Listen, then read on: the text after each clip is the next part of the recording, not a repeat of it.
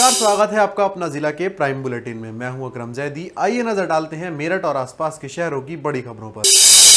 यह खबर बिजनौर से है, जहां बिजनौर में भीषण हादसा हो गया। तेज रफ्तार ट्रैक्टर ट्रॉली ने बाइक को टक्कर मार दी, जिसमें बाइक सवार युवक की मौके पर ही मौत हो गई, जबकि कुछ देर बाद ही बाइक में आग लग गई। हादसे के बाद ग्रामीण एकत्र हो गए और जाम लगाकर हंगामा शुरू कर दिया। मौके पर पहुंची पुलिस ने लोगों को समझाकर जाम खुलवाया। उसके बाद यातायात सुचारू हो सका। यह हादसा बिजनौर में मंडावर रोड पर गांव मंडावली के पास हुआ।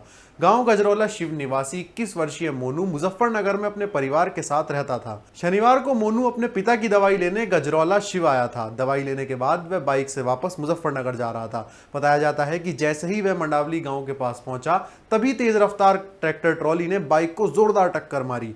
हादसे के बाद बाइक पूरी तरह क्षतिग्रस्त हो गई और उसमें आग लग गई, जबकि मोनू की हादसे के बाद मौके पर ही मौत हो गई। घटना के बाद मौके पर भारी भीड़ जमा हो गई, जिसके बाद ग्रामीणों ने सड़क पर जाम लगा दिया। सूचना पर पुलिस मौके पर पहुंची। उन्होंने ग्रामीणों से वार्ता कर लोगों को समझाया, जिसके बाद जाम खुल सका। पुलिस ने शव को पोस्टमार्टम के लिए भेज दिया है। बताया जाता है कि अगले महीने ही मोनू की शादी होनी थी। हादसे के बाद परिजनों पर दुखों का पहाड़ टूट गया है। मोनू 3 भाई बहनों में सबसे बड़ा था। यह खबर भी बिजनौर से आ रही है। बिजनौर में तेल से भरे टैंकर में भीषण आग लग गई। देखते ही देखते टैंकर से तेज लपटें उठने लगी। कुछ देर बाद ही पुलिस व दमकल कर्मियों की टीम वहां पहुंच गई। कड़ी मशक्कत के बाद टैंकर में लगी आग को बुझाया गया। गनीमत रही कि चालक समय रहते टैंकर से कूद गया, वरना बड़ा हादसा भी हो सकता था। यह घटना शनिवार रात नजीबाबाद थाना क्षेत्र में साहनपुर में हरिद्वार रोड पर हुई। देर रात एक जियो कंपनी का टैंकर रुद्रपुर से तेल लेकर देहरादून जा रहा था। टैंकर गुरदीप सिंह निवासी संगरूर पंजाब चला रहा था। जैसे ही टैंकर सहारनपुर क्षेत्र में पहुंचा, तभी उसमें शॉर्ट सर्किट हो गया। कुछ ही देर में टैंकर में आग लग गई। सूचना मिलने पर पुलिस और दमकल विभाग की टीमें मौके पर पहुंची। करीब 1.5 घंटे की मशक्कत के बाद आग पर काबू पाया गया। हादसे के समय आसपास के काफी लोग मौके पर जमा हो गए। उधर टैंकर में आग लगने से सड़क के दोनों ओर वाहनों के पहिए थम गए। जब तक टैंकर की आग नहीं बुझी, तब तक वाहन सड़क पर ही खड़े रहे। पुलिस सड़क के दोनों ओर यातायात को रुकवाकर स्थिति को नियंत्रित किया। करीब 1.5 घंटे बाद यातायात सुचारू हो सका। बाद में टैंकर को वहां से। यह खबर बुलंदशहर से आ रही है। बुलंदशहर में त्योहारी सीजन के मद्देनजर मिल्क प्लांट पर फूड सेफ्टी विभाग ने छापा मारा। टीम ने मिल्क प्लांट से 450 किलो मिलावटी पनीर और 540 लीटर दूध बरामद किया। बरामद मिलावटी दूध और पनीर की खेप को फूड सेफ्टी विभाग की टीम ने नष्ट कर दिया। टीम ने जहरीला दूध और पनीर बनाने में प्रयुक्त होने वाले रिफाइंड पामोलिन तेल और भारी मात्रा में केमिकल को बरामद किया है। यही नहीं, टीम ने खुर्जा के भिंडोर गांव में भी मिल्क प्लांट पर कार्रवाई के दौरान दूध, पनीर, पामोलिन तेल और केमिकल के कुल 10 नमूने लेकर जांच को प्रयोगशाला भेजे हैं। आज खुर्जा तहसील के भिंडोर गांव में एक पनीर निर्माण इकाई पर खाद्य विभाग द्वारा छापेमार कार्रवाई की गई। यहाँ मौके पर पनीर बनाया जा रहा था और पनीर बनाने के लिए दूध में रिफाइंड पामोलिन तेल का इस्तेमाल किया जा रहा था। साथ में लगभग एक अज्ञात केमिकल भी यहाँ से मिला है। जब टीम यहाँ पर मौके पर पहुँची है, तो जो कुछ कर्मचारी थे, उन्होंने रिफाइंड टिन को फैक्ट्री से बाहर फेंक दिया था, जिन्हें बाद में हमने रिकवर कराया है। साथ में यहाँ लगभग तैयार 450 किलो पनीर तैयार मौके पर था और जो लगभग टिन थे वो 6 टिन मौके पे मिले हैं। साथ में लगभग 500 लीटर से ज़्यादा दूध मौके पर था। यहाँ से 4 नमूने हम लोगों ने कलेक्ट किए हैं और इन्हें जांच के लिए भेजा गया है। साथ में जितना पनीर मौके पर था, क्योंकि उसमें रिफाइंड तेल और केमिकल से वो तैयार था, उसको वहीं पास में गड्ढा खोद कर नष्ट करा दिया गया। इसके पहले टीम द्वारा जो समसपुर गांव है, वहाँ पर भी एक पनीर निर्माण इकाई थी। वहाँ से एक पनीर का दूध और घी के नमूने भी एकत्रित किए गए हैं। यह खबर भी बुलंदशहर से आ रही है, जहां पुराने विवादों में पहले 2 युवकों को बुरी तरह से पीटा गया और बाद में एक युवक की गोली मारकर हत्या कर दी गई, जबकि उसका दोस्त बुरी तरह से घायल है। घटना चोला थाना क्षेत्र के गांव खानपुर के सुंदर किरण पब्लिक स्कूल के पास हुई। सोनू शर्मा निवासी वैर को गोली मारने से पहले बुरी तरह डंडों से पीटा और उसके बाद उसे गोली मार दी, जिससे उसकी मौत हो गई, जबकि उसका दूसरा दोस्त बंटी निवासी खानपुर घायल हो गया। सूचना मिलते ही एसएसपी, एसपी सिटी सहित कई थानों की पुलिस फोर्स मौके पर पहुंच गई। पुलिस ने घायल को अस्पताल में भर्ती कराया है। शव को कब्जे में लेकर पोस्टमार्टम के लिए भेज दिया गया है। मृतक की पत्नी ने बताया कि सरकारी नौकरी लगाने के नाम पर पैसों का लेन देन हत्या की वजह है। थाना चोला के ग्राम खानपुर में एक व्यक्ति जिसका नाम सोनू शर्मा है की गोली मारकर हत्या कर दी गई है। इस घटना में उसका साथी बंटी की गोली लगने से घायल हो गया, जिसे तत्काल जिला हॉस्पिटल में भर्ती कराया गया, जहां वो उपचाराधीन है और खतरे से बाहर है। मेरे द्वारा मौके पर घटनास्थल का निरीक्षण किया गया और यह तथ्य प्रकाश में आया कि सोनू शर्मा और बंटी ककोड़ से ग्राम खानपुर की तरफ आ रहे थे। इसी दौरान पहले से योजना बनाकर बैठे हरिकिशन, उसका भाई सुभाष और उसका बेटा मनीष और 2 अन्य व्यक्तियों ने गोली से फायर किया, जिससे सोनू शर्मा की तत्काल मौके पर मृत्यु हो गई और बंटी जो है घायल हो गया। मौके पर छानबीन में यह मामला प्रकाश में आया कि दोनों पक्षों के बीच पैसे को लेकर विवाद था।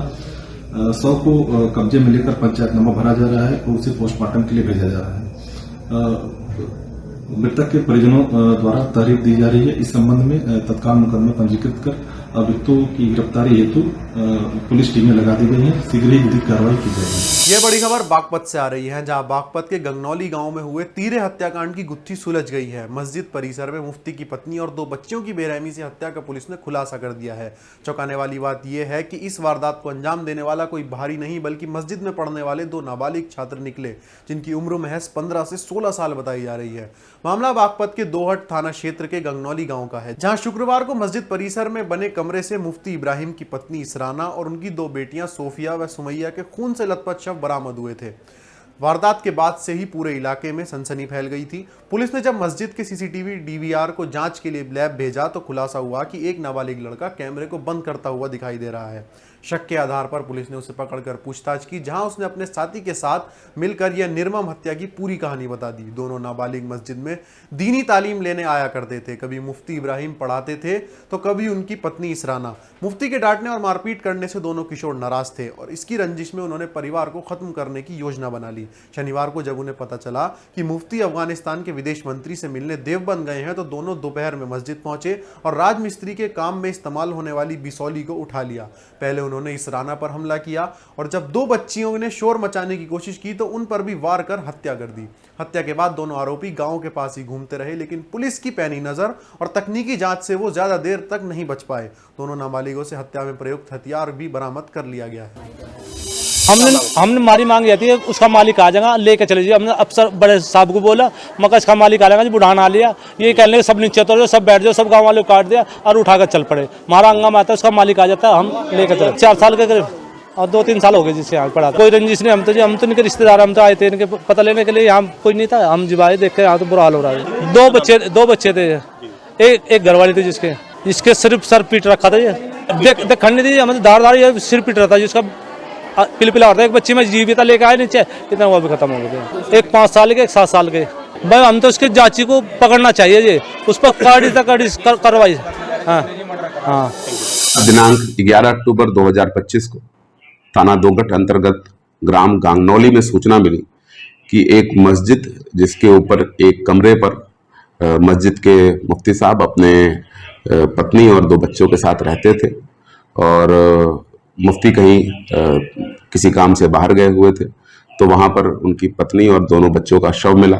इस घटना पर तत्काल थाना police, CO Baraut, additional SP मेरे और स्वयं डीआईजी महोदय के द्वारा भी घटनास्थल का निरीक्षण किया गया और तत्काल घटना के सफल अनावरण के लिए 7 टीमें लगा दी गई। फील्ड यूनिट के द्वारा भी मौके से आवश्यक फिंगरप्रिंट्स और डीएनए साक्ष्य उठाए गए और लगातार जो 7 टीमें थी उन्होंने बड़े कम अवधि के अंदर वीडियोस को देख के 2 संदिग्धों को चिन्हित किया और जिनसे जब पूछताछ की गई तो ज्ञात हुआ कि ये दोनों बच्चे जो बाल अपचारी हैं, ये उसी मस्जिद के नीचे मौलवी से तालीम हासिल करते थे और मौलवी इनकी अक्सर पिटाई कर देता था, जिसके कारण क्षुब्ध होकर इन्होंने इस घटना की योजना बनाई और ये घटना कारित की। इन दोनों बाल अपचारियों के निशानदेही से घटना में प्रयुक्त हथौड़ा और छुरी बरामद हुआ है। जानकारी में ये आया कि कल यानी दिनांक 10 अक्टूबर को इनमें से एक बाल अपचारी के साथ मुफ्ती ने पिटाई की थी और जिसके कारण उसने अपने दूसरे साथी को साथ लेकर ये पूरी योजना बनाई और आज जब मुफ्ती किसी काम से बाहर गए हुए थे और उनका परिवार अपने कमरे में सो रहा था दोपहर 1 बजे के आसपास, तब इन्होंने इस घटना को अंजाम दिया और अंजाम देने के बाद वहां से वो फरार हो गए। बड़े ही कम अवधि में पूरी बागपत पुलिस की टीम, एसओजी सर्विलांस और तमाम 6 थानों की टीम ने इस पूरी घटना को वर्कआउट किया है और दोनों बाल अपचारियों को अपनी कस्टडी में लिया है। थाना दोगट पर वादी की तहरीर पर अभियोग पंजीकृत करके आवश्यक विधिक कार्रवाई की जा रही है।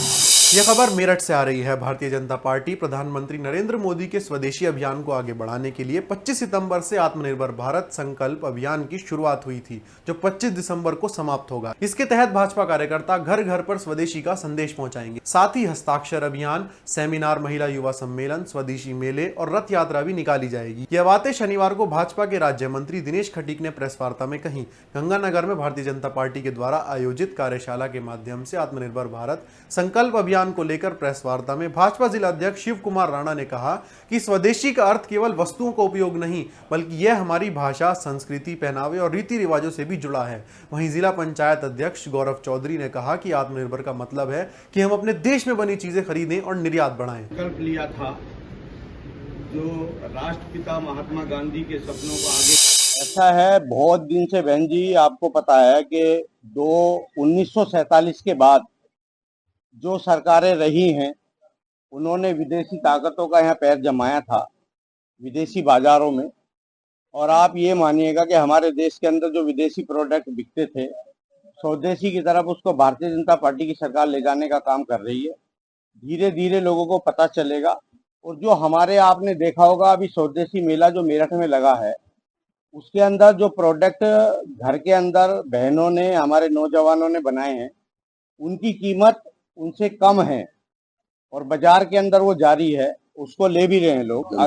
अगर इसका आकलन आप करेंगे कि जैसे जनसंख्या बढ़ रही थी ऐसी ये बढ़ रहा है, लेकिन इसको हमें घटाने का, आपको और हमें मिलके और जनता को मिलकर के जन जागरण बना करके इसको घटाने का काम करेंगे और स्वदेशी की तरफ ले जाने का काम करेंगे। ऐसा स्वदेशी मेले भी लगेंगे। जो चीजें पूर्व में हुई हैं उससे बेहतर करने का काम सरकार ने किया है। और हमें लगता है कि जब पूरे कोई भी सरकारें हों, यदि जब तक वो जन जागरण ना बने, जनता खुद उसके लिए तैयार ना रहे, तब तक वो कामयाब नहीं होते। इसीलिए हम जितने भी समूह हैं, हमारे देश के नागरिक हैं, हमारे देश के युवा हैं, सबको साथ लेकर के जागरण इसीलिए चलाया जा रहा है कि स्वदेशी की तरफ जाएं। हमारे देश की 140 करोड़ की आबादी है। 140 करोड़ की आबादी के अंदर हमारे देश के अंदर आज ऐसा 12वें स्थान पे इकोनॉमी थी हमारे देश की, आज वो 4थे स्थान पे लाने का काम आदरणीय प्रधानमंत्री जी ने किया है। और मुझे लगता है कि जो हमारे लिए गौरव की बात है कि हमारा सामान पूरे देश में नहीं बल्कि सब जगह बिकने का काम होता है। लेकिन हमारे देश के अंदर बहनें भी खेलने का काम करती हैं, हमारे युवा भी करते हैं। तो जो प्रोडक्ट हमारे देश में बनेगा वो पूरे देश के अंदर जाएगा, उससे हमारे देश की इकोनॉमी और अच्छी है। मेरठ के सरदाना थाना क्षेत्र के खिरवा गांव के पास शनिवार को गौकशी की सूचना पर पहुंचे ग्रामीणों ने हंगामा शुरू कर दिया। सूचना पर भारतीय मतदाता संघ के राष्ट्रीय अध्यक्ष व भाजपा के वरिष्ठ नेता आदेश फौजी अपने कार्यकर्ताओं के साथ मौके पर पहुंचे और पुलिस प्रशासन के खिलाफ नाराजगी जताई। आदेश फौजी ने आरोप लगाया कि क्षेत्र में लगातार गौकशी की घटनाएं बढ़ रही हैं, लेकिन पुलिस प्रभावी कार्रवाई नहीं कर रही है। उन्होंने दोषियों के खिलाफ सख्त कार्रवाई की मांग की। हंगामे की सूचना पर सरदाना पुलिस फोर्स मौके पर पहुंची और स्थिति को शांत कराया। मौके पर एसपी देहात अभिजीत कुमार और सीईओ सरदाना आशुतोष कुमार मौके पर पहुंचे और घटना की जांच शुरू कर दी है। मेरठ के मवाना के गांव सटला में अवैध पटाखा फैक्ट्री का भंडाफोड़ हुआ है। एक सूचना पर एसडीएम मवाना संतोष कुमार, सीईओ पंकज लवानिया व थाना प्रभारी निरीक्षक पूनम जादौन ने गांव सटला में शहजाद के मकान पर छापा मारा, जहां गांव की ही 6 महिलाएं व एक युवक पटाखों का निर्माण करते पकड़े गए। पुलिस ने महिलाओं को हिदायत देकर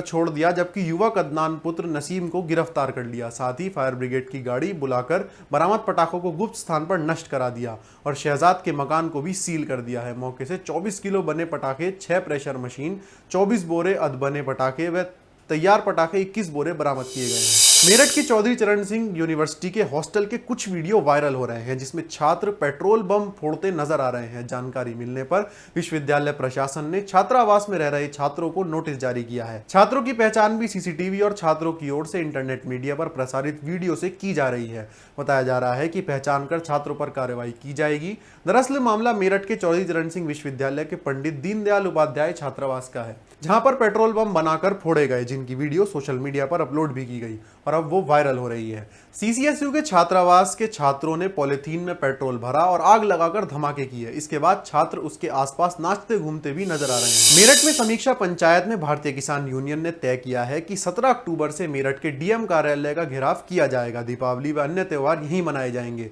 इस ऐलान के बाद मेरठ प्रशासन के कान खड़े हो गए हैं। दरअसल जानी थाना क्षेत्र के भोलाझाल में भारतीय किसान यूनियन की समीक्षा पंचायत की अध्यक्षता फौजी नरेंद्र यादव ने की, जबकि संचालन मोनू टीकरी और बबलू सिसोला ने किया। इस बैठक में मेरठ जिला अध्यक्ष अनुराग चौधरी के नेतृत्व में 17 अक्टूबर को जिला मुख्यालय घेराव करने का निर्णय लिया गया। किसानों ने सर्वसम्मति से निर्णय लिया कि वह गन्ना मूल्य, गन्ना बकाया भुगतान, सिंचाई विभाग, बिजली विभाग और तहसील भ्रष्टाचार जैसी समस्याओं को अपने पशुओं के साथ जिला मुख्यालय पहुंचेंगे। बैठक में यह भी निर्णय लिया गया कि आगामी दीपावली, धनतेरस और अन्य त्योहार जिला मुख्यालय पर ही मनाए जाएंगे।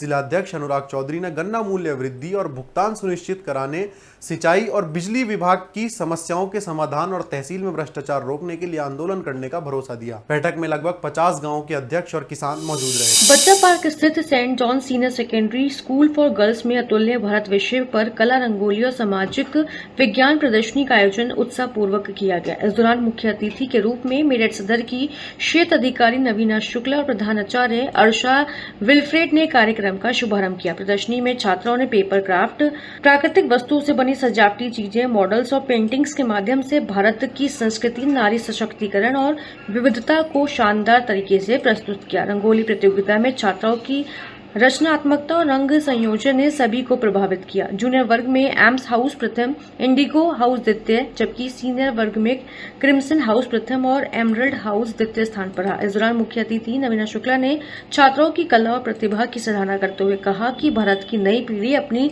संस्कृति के प्रति समर्पित और प्रतिभाशाली है। अपना जिला के प्राइम बुलेटिन में फिलहाल इतना ही। मेरठ और आसपास के शहरों की बड़ी खबरों के लिए अपना जिला से जुड़े रहें और चैनल को सब्सक्राइब करना ना भूलें। फिलहाल हमें दीजिए इजाजत। नमस्कार।